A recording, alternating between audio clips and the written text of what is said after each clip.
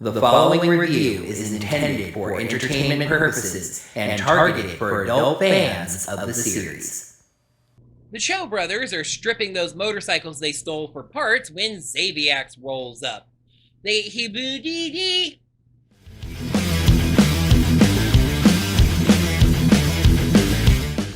Hello there, heroes! I'm the Orange Ranger, and welcome to another Kamen Rider Dragon Knight episode review. I know that content has been a little here and there lately. Let's just say that summer hasn't come to the smoothest of endings. But hey, Dragon Knight says, let's ride! And that's what I'm doing.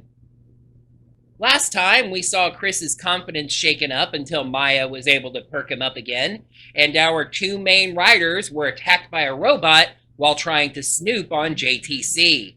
Let's keep things rolling with a look at the 17th episode of Kamen Rider Dragon Knight, The Power of 3. Please make sure you're subscribed to the channel. Yeah, and make sure you got your notifications set up by hitting that little bell icon. Right you. What he said was, you can consider checking us out on Patreon or Ko-fi at Orange Ranger Videos. We start with the fight between Strike and Sting that began last time. As you might expect, Strike is in the driver's seat. Chris is a talented fighter, which we see with many recovery-style attacks, but he just can't get any real hits in, and Strike is beating him around, teasing him about his asthma as he does it, because Strike is a jerk like that. Kit and Len don't seem to hear the shimmery mirror sound, they just sense that something's going on and head that direction. Sting weakly draws a card, but just gets knocked around some more. The two others get there and yell for Strike to knock it off, and he does, retreating. I'm kind of torn on this. On one hand, it is the strategic move, but on the other, Strike is incredibly cocky. I'd imagine he'd at least try to take on all three. Chris powers down as he gets up, and it's actually very nice because the circles that form around him when the suit comes off actually follow the angle of his body as he does. I thought that was a nice touch. The two of them get him to safety as we head into the titles. Coming back from that, Chris tries to formally quit being a Kamen Rider as they saw him get knocked around. However, both of them say that they are stronger as a team of 3.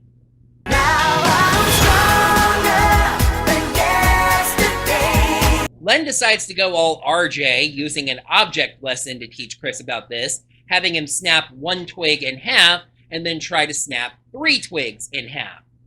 Besides the fact that we can clearly see that Chris could snap the 3 twigs in half and he was just acting like he couldn't, I mean, the actor was acting like he couldn't anyway, the point stands, and it was at least taught less painfully than RJ taught Theo the same lesson. They declare that they are formally a team of riders for Earth and Ventara and Earth, and Len says now they need to go talk to Maya about JTC. JTC returns to Xaviax's palace in Ventara, frustrated that he can't isolate Sting long enough to finish him off. Xaviax says he noticed that, but he thinks he's found him some help. The Cho brothers, who are busy stealing motorcycles. Xaviax says he may not even need to trick them at all. They're enthusiastic. Not very bright, but enthusiastic. At the bookstore, Maya suddenly gets very popular. Trent is grilling her about her conversation with Chris. Then Lacey shows up, finally catching her at work and saying they need to have a heart-to-heart. Then the writers show up, saying they need to talk to her about JTC, which she, of course, immediately does. I understand why Lacey gets mad about this, but Lacey's been an annoying character so far, so actually it was pretty funny. Trent even hits her with a, now you know what it's like to be me, as she just scoffs and leaves.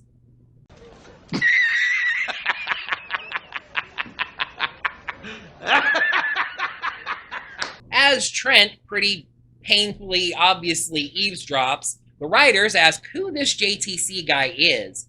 Maya gives us the slightest little backstory hints about a backstory for JTC predating being a rider. Maya says that JTC is a giant in the UFO online rumors community and just always seems to have the inside information. The writers asked to meet JTC one-on-one, well, 1-on-3 probably, and she says he's usually skittish about that kind of thing, but she will try getting on her online messenger.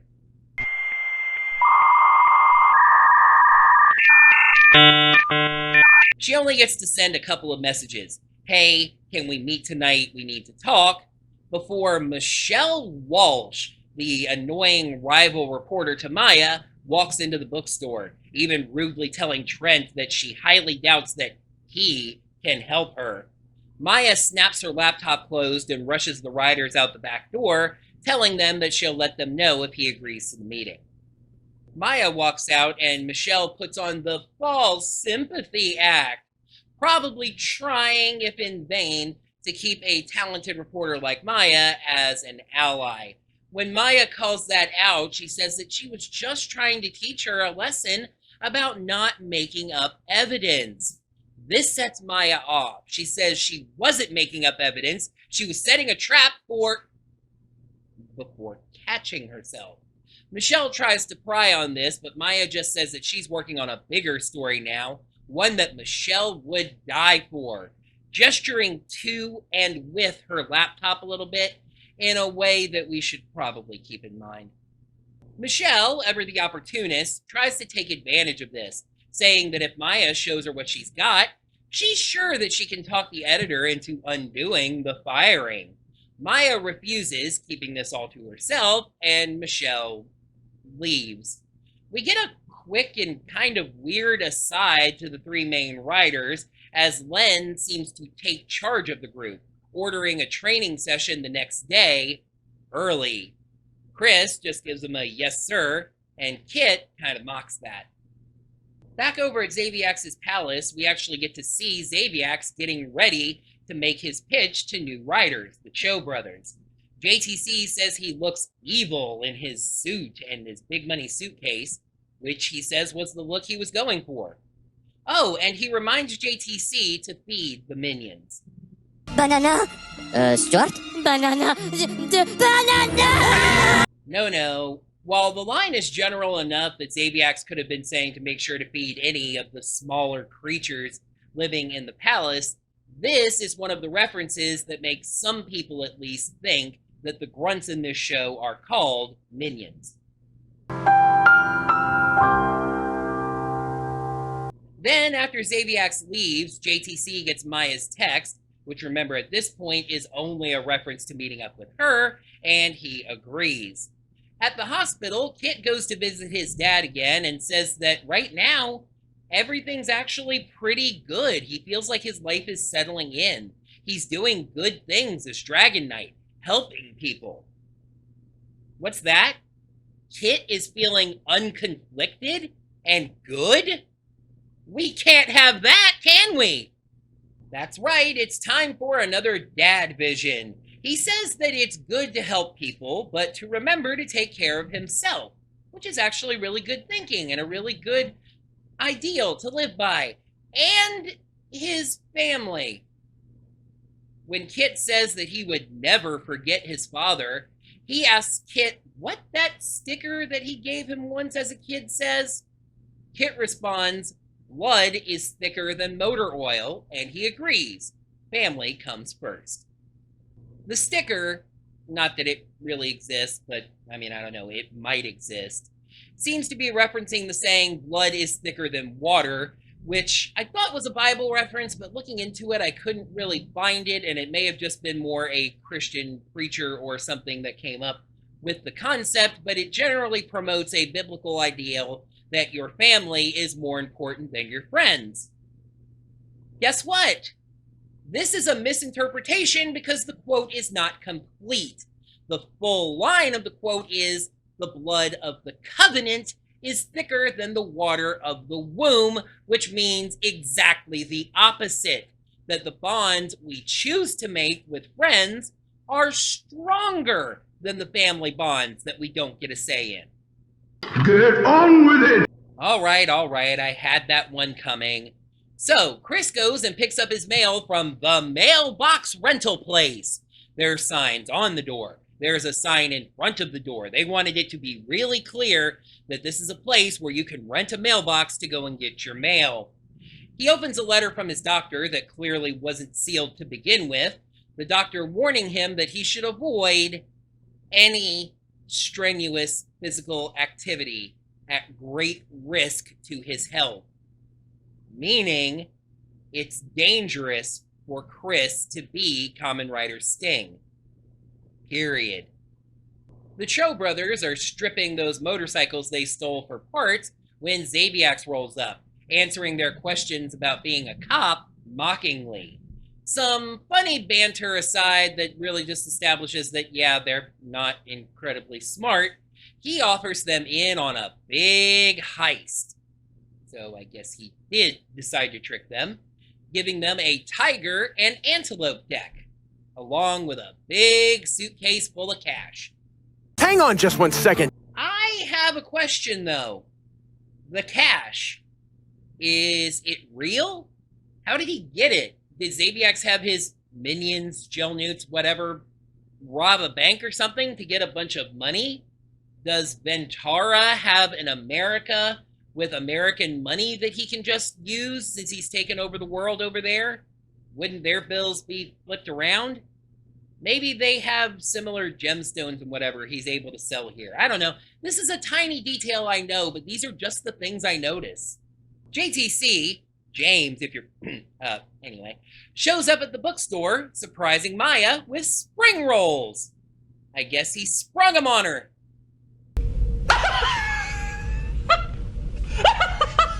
Sensing that she seems really quiet and hesitant, he asks if she's made any progress with the photos.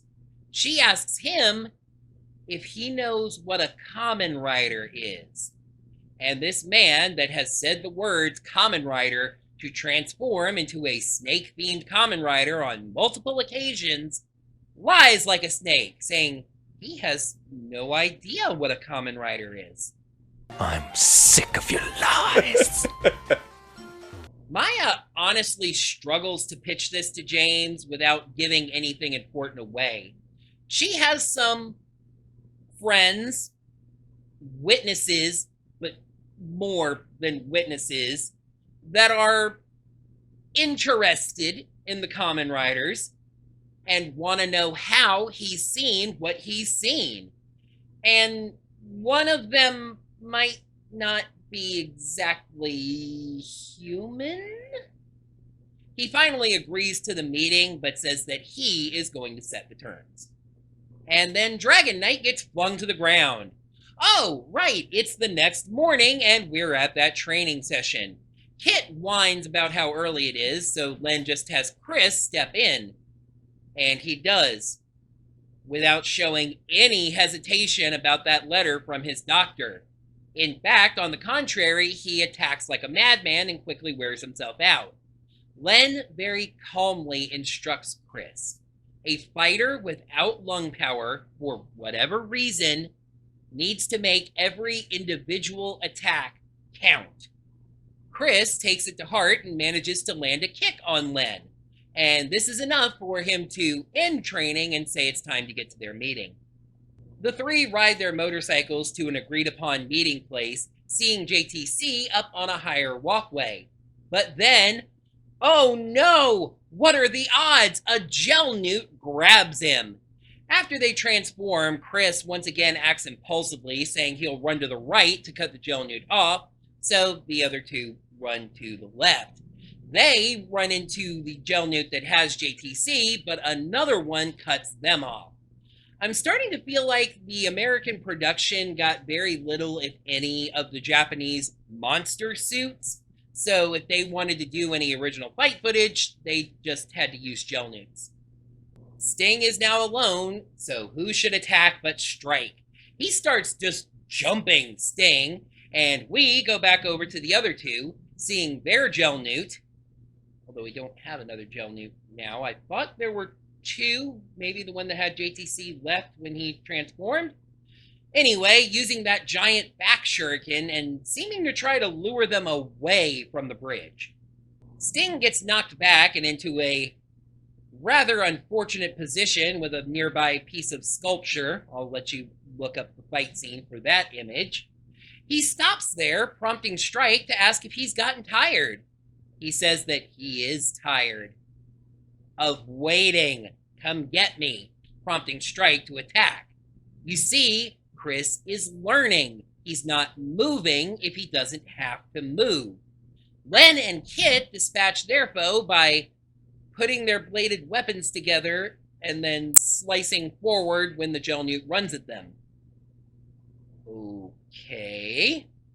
Remember how just a minute ago I put the pieces together that Chris was taking positive lessons from his training session with Len? Yeah, this is a kid's show. We really can't keep it that subtle.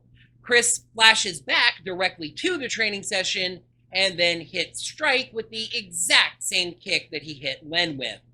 Though, in this case, it really just serves to piss Strike off. Strike gets Sting right back on the ropes, but even he has to admit that Chris has heart, just no lungs. But once again, the killing blow is interrupted by the Knights, and Strike retreats from the greater numbers. Later on, Chris apologizes for running off on his own, but it may have just been me, but it really had this, don't worry, I've got my own plan to handle this by myself tone to it. Xaviax returns to Ventara, chiding a clearly kind of beaten and sore Strike for not waiting for help. He said that he had another shot at Sting solo, but then Wingnut and Dragon Boy showed up again and ruined it. Xaviax says that Strike not having backup is no longer a problem, and from the portal behind him, Kamen Rider Axe, the tiger, and Kamen Rider Spear, the antelope, emerge. Strike says this he can work with, and Xaviax is so pleased that he approves. Let's read the cards. Episode 17, The Power of Three. Pros: oh, the title is more clever than I realized. Nice character dynamics between the three good riders, and even Maya's side of the plot was dramatic. Cons: still waiting for Lacey to be useful, missed there being an actual monster, and Strike is kind of a bully rewarded. Strong, solid, pointing at better to come. The power of 3 gets the power of 4 out of the power of 5. Yeah, I've teased a little bit about how the power of 3 obviously follows on from the earlier episode, the power of 2. But right at the end of this episode, an extra little bit of cleverness hit me. Yes, most of the episode is about the Knights and Sting using the power of 3, but right at the end of the episode, Xaviax decides to use the power of 3 for himself with Strike, Axe, and Spear. Clever. I like the team building between the three good riders and how each of them has already settled into a defined role. Len, as the most experienced, is clearly the leader of the team, taking charge immediately. Chris, a natural soldier, falls right in line as his support. Even when he, well, not disobeys orders or anything, but kind of goes off and does his own thing, he apologizes to Len, his commander. Being the titular... You know, I've realised I can't say the word titular without picturing some kind of breast-themed enemy of Godzilla. Being the titular rider, you might think that Kit, my goodness, Dragon Knight is even the red one, would step into the leadership role. But Kit has no reason to. He doesn't have nearly enough experience with this. So instead, he's the goofball, the comedy guy, the heart of the team, the Ziggy, if you will. Whoa! I'm a Power Ranger! I don't want to be a Power Ranger! Maya does get a bad character point this week for hearing that her supposed best friend needs to have a heart-to-heart conversation, a really important talk, and then the writers show up and she prioritizes that, completely blowing Lacey off. Trent makes a joke about it, but that joke was funny because it's true. However, this is a pro for Maya. That conversation with the writers was pretty dramatic, and she risked a rather powerful connection in her world to help them out. She has a very powerfully testy conversation with Michelle, setting them up more as equal rivals than an up-and-coming Cub reporter versus the established veteran. And even in the talk with JTC, she was shifty. Clearly Maya has feelings for James, but she also knows to play the Kamen Rider stuff close to the vest. And her acting was back up to acceptable this week. Aww, I feel bad for Lacey getting blown off by her best friend. I'd be more sad if she wasn't coming to convince her best friend to give up on her dreams, or this character had any sort of purpose to the plot thus far. Listen. I have said the entire ensemble cast of this show does have useful moments. We just have to get to them. Just have to get to them. Last time, a robot. This time, gel newts. Just because I said I didn't know where the monsters came from doesn't mean that I didn't want to see them anymore. I don't know where the robots or the gel newts come from either. Considering the fact that we've seen some rather strong, almost monster-level gel newts on this show, I could almost headcanon a sort of thing where it's like a Jungle Fury situation, where some of the gel newts can be powered up and then even assume monster forms at some point. But yeah, give us back the monsters. This is kind of a tricky con because I'm not really sure there's a satisfying way to avoid it. JTC, Kamen Rider Strike, is a bully. He's a mean guy. He taunts the riders that he fights, trying to get under their skin. You can love him for that, and again, he's obviously no Kamen Rider Oja. But when it comes to targeting Sting and bullying Chris for having asthma, it kind of dials it up almost too far. Sting goes from a villain that you love to hate to just one you hate. Overall, another really strong episode. I mentioned after the clip show that I felt like Dragon Knight needed to get its wheels back on the ground. I think after this episode, the wheels are close to the ground, setting up new story threads to move into a strong second arc. Let's take a peek at the next part of that, the 18th episode of Kamen Rider Dragon Knight, The Brothers Cho. Len offers Kit a very significant position. Danny and Albert Cho ambush Len, but he finds them surprisingly unchallenging. Sting rushes into a fight against a monster, feeling something to prove. That is going to do it for another Kamen Rider Dragon Knight episode review. Thank you, heroes, so much as always for watching. Now that the video's done, you can let me know right down below what you thought of this episode. And while you're down there, you can smack that thumbs up button to let me know that you enjoyed this video. Until next time, heroes, may the power of the cards protect you. She only gets to send a couple of messages. Hey, can we talk? I need... She only gets to send a couple of messages. Hey, can we meet tonight? She only gets to send a couple of messages. Hey, can we meet tonight? We need to talk. And... wow. Michelle, ever the opportunist, decides to try telling Maya if she shows her what she's got, she's sure she should...